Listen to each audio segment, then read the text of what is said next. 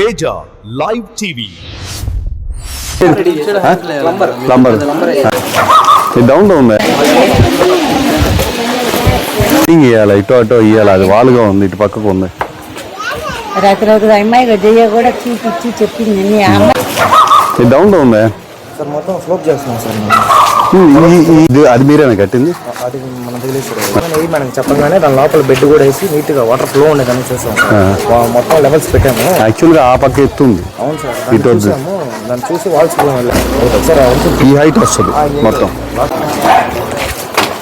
వచ్చేస్తున్నాం మేడం. అలవాట్లు అయిపోయినాయి అంటే ఫస్ట్, తర్వాత బిగ్ వాల్స్ పెట్టేస్తాం ఇంట్లో. అదే అది కూడా చూడండి, ప్రతి ఇంటికి వచ్చేటట్టు. అదే గోడకి ఎండ్ చేస్తాం sir, concrete wall joint wall వేసుకొని మనకి ఇక్కడ అప్రోచ్ చేస్తాం సార్. ఇక్కడ ఇది ఓకే, నాకు అర్థమైంది. ఆ లోపల దీనికి ఒక నిర్ణయం తీసుకుంటారు ఎక్కడి నుంచి చేయాలి. ట్యాప్ కనెక్షన్స్, వాటర్ ఇబ్బంది లేకుండా అయిన తర్వాత కొంచెం స్టార్ట్ చేస్తాం. మీ పేరు? వివేక్. బయటకు వెళ్ళినట్టు రాగానే వస్తారు. ఆ రేవు నుంచి ఈ రేవు దాకా, మెట్ల రేవు నుంచి బుజ్జమ్మ రేవు దాకా ఆ రోజు వస్తాను ఇంటికాడికి. కనెక్షన్ వస్తే వాటర్ బాగా వచ్చేస్తాయి. మేము 20 ఏళ్ళ నుంచి కొద్దిగా నల్లగా చూస్తా ఉన్నాం. వాన పడిందంటే బురద కలర్లోనే వస్తుంది. ఈ శాస్త్ర పరిష్కారం చూపించాలి మీరు. ఈ కాలంలో కూడా ఇంత ఫ్లో ఎప్పుడు నీళ్లు చూడాల. నారాయణ సార్ పుణ్యం అని మళ్ళా ఇంకా తెల్లగా వస్తుంది. బ్లాక్ వాటర్ రాదు ఇంకా. అదే అదే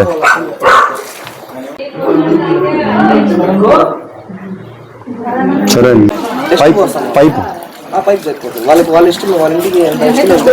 దీనికి ఇక్కడికి పెద్ద వేరియేషన్ కదా. వాటర్ దిగితే ఆగిపోతే బ్లాక్ అయితే అవుదా? చూసారా కరెక్ట్ కదా? అంటే ఇది మళ్ళీ ఓపెన్ చేయండి. ప్లంబర్ ఇది ఇంకొకరిది హైట్ లో ఇస్తే ఉంటుందేమో నా ఆలోచన. మళ్ళీ బ్లాక్ అయితే ఇది ఓపెన్ చేయలేంగా.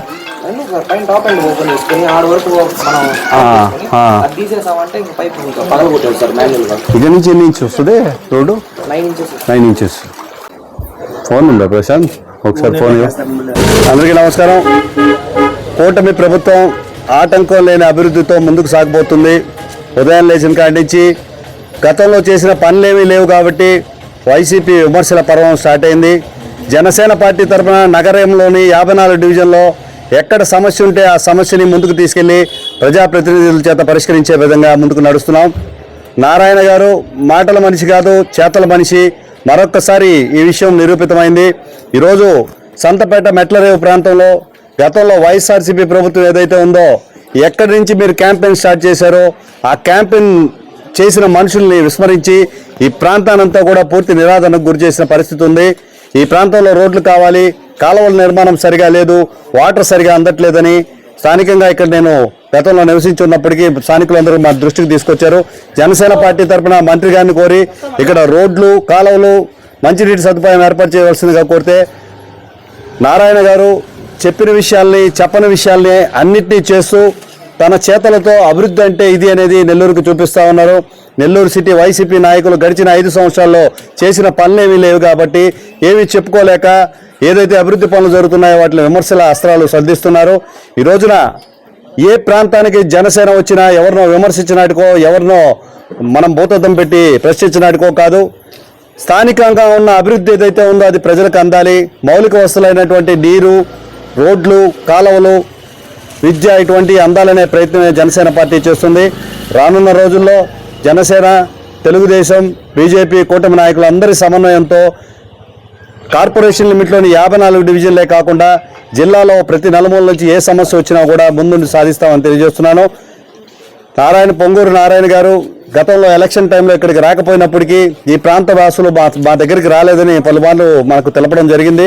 మంత్రి గారికి ఆ విషయం కూడా తెలిపాం. మన నియోజకవర్గం కాబట్టి ఖచ్చితంగా వస్తారని మాటిచ్చారు.